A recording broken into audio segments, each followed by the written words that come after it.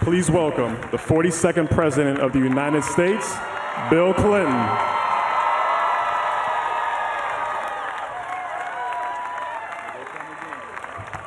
Thank you. Mr. President, Mrs. Obama, President Carter, Vice President Biden, Dr. Biden, I want to thank my great friend, Reverend Bernice King, and the King family for inviting me to be a part of this 50th observation of one of the most important days in American history.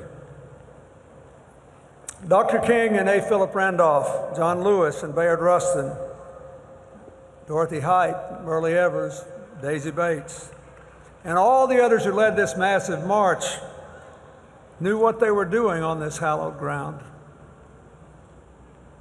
In the shadow of Lincoln's statue, the burning memory of the fact that he gave his life to preserve the Union and end slavery, Martin Luther King urged his crowd not to drink from the cup of bitterness, but to reach across the racial divide. Because, he said, we cannot walk alone. Their destiny is tied up with our destiny. Their freedom is inextricably bound to our freedom. He urged the victims of racial violence to meet white Americans with an outstretched hand, not a clenched fist, and in so doing to prove the redeeming power of unearned suffering. And then he dreamed of an America where all citizens would sit together at the table of brotherhood, where little white boys and girls and little black boys and girls would hold hands across the color line, where his own children would be judged not by the color of their skin, but by the content of their character. This march and that speech changed America. They opened minds, they melted hearts, and they moved millions, including a 17-year-old boy watching alone in his home in Arkansas. It was an empowering moment, but also an empowered moment. As the great chronicler of those years, Taylor Branch, wrote, the movement here gained the force to open, quote, the stubborn gates of freedom, and outflowed the Civil Rights Act, the Voting Rights Act, immigration reform, Medicare, Medicaid, open housing. It is well to remember that the leaders and the foot soldiers here were both idealists and tough realists. They had to be. It was a violent time. Just 3 months later, we lost President Kennedy. And we thank God that President Johnson came in and fought for all those issues I just mentioned. Just 5 years later, we lost Senator Kennedy. And in between there was the carnage of the fight for jobs, freedom, and equality. Just 18 days after this march, 4 little children were killed in the Birmingham church bombing. Then there were the Ku Klux Klan murders, the Mississippi lynchings, and a dozen others, until in 1968, Dr. King himself was martyred, still marching for jobs and freedom. What a debt we owe to those people who came here 50 years ago.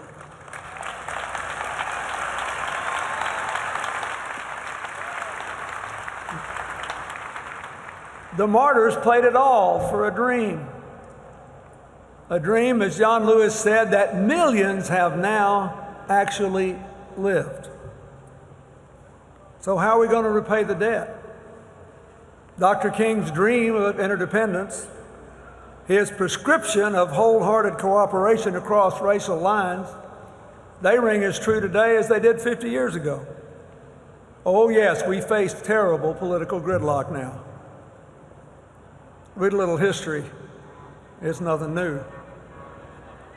Yes, there remain racial inequalities in employment, income, health, wealth, incarceration, and in the victims and perpetrators of violent crime. But we don't face beatings, lynchings, and shootings for our political beliefs anymore. And I would respectfully suggest that Martin Luther King did not live and die to hear his heirs whine about political gridlock. It is time to stop complaining and put our shoulders against the stubborn gates holding the American people back. We cannot be disheartened by the forces of resistance to building a modern economy of good jobs and rising incomes, or to rebuilding our education system, to give all our children a common core of knowledge necessary to ensure success, or to give Americans of all ages access to affordable college and training programs. And we thank the President for his efforts in those regards. We cannot relax in our efforts to implement health care reform in a way that ends discrimination against those with pre-existing conditions, one of which is inadequate income to pay for rising health care.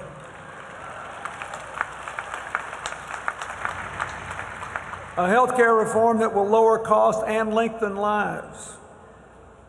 Nor can we stop investing in science and technology to train our young people of all races for the jobs of tomorrow and to act on what we learn about our bodies, our businesses, and our climate. We must push open those stubborn gates. We cannot be discouraged by a Supreme Court decision that said we don't need this critical provision of the Voting Rights Act because look at the states. It made it harder for African Americans and Hispanics and students and the elderly and the infirm and poor working folks to vote. What do you know? They showed up, stood in line for hours, and voted anyway. So obviously we don't need any kind of law. But a great democracy does not make it harder to vote than to buy an assault weapon. We must open those stubborn gates. And let us not forget that while racial divides persist and must not be denied, the whole American landscape is littered with the lost dreams and dashed hopes of people of all races. And the great irony of the current moment is that the future has never brimmed with more possibilities. It has never burned brighter in what we could become if we push open those stubborn gates, and if we do it together. The choice remains as it was on that distant summer day 50 years ago. Cooperate and thrive, or fight with each other and fall behind. We should all thank God for Dr. King and John Lewis and all those who gave us a dream to guide us. A dream they paid for like our founders with their lives, their fortunes, their sacred honor. And we thank them for reminding us that America is always becoming, always on a journey. And we all, every single citizen among us, have to run our lap. God bless them, and God bless America. President Bill Clinton reminding everyone who watched Dr. King's speech as a young man alone. Please in his give a living room in warm Arkansas. welcome